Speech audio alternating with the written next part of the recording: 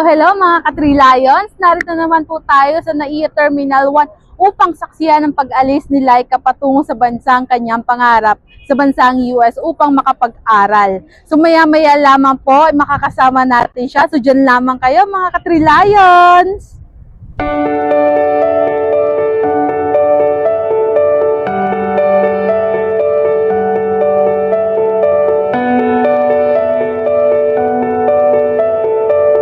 Hello, hello mga ka-Three Lions! Narito naman po tayo sa NAIA Terminal 1. So Miss Laika, kumusta ka?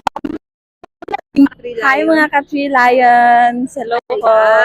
So Miss Laika, kumusta ka? Ngayon, kinakabahan po kasi mag-isa lang ako and at the same time excited. Second time mo ngayon sa US? Yes. Wow! Wow! So, ano naman yung, what's your reason? Bakit gusto mong i-pursue yung program? Gusto ko siya i-pursue kasi in terms of career po talaga and opportunities, I believe that it is help siya sa akin in the future. Yes, which is true, di ba? So, ano naman yung ipayo mo para sa mga youth and young professional na gusto rin mag-take ng program na kagaya mo?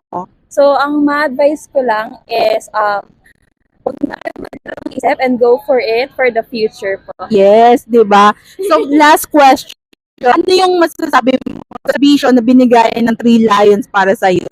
Every time din po may nag-ask sa akin, yung agency ko, nire-recommend ko po talaga yung Three Lions. Kasi super galing po nila tumulong po sa pag-process. So maraming salamat Laika and padayon, have a safe flight and we are rooting for your success. Bye mga ka-Three Bye. Lions!